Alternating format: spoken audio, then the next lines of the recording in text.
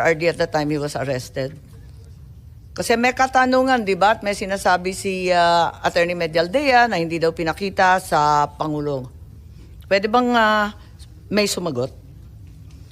Si General Torre, mukhang kabisado niya. Siya yung nasa video eh.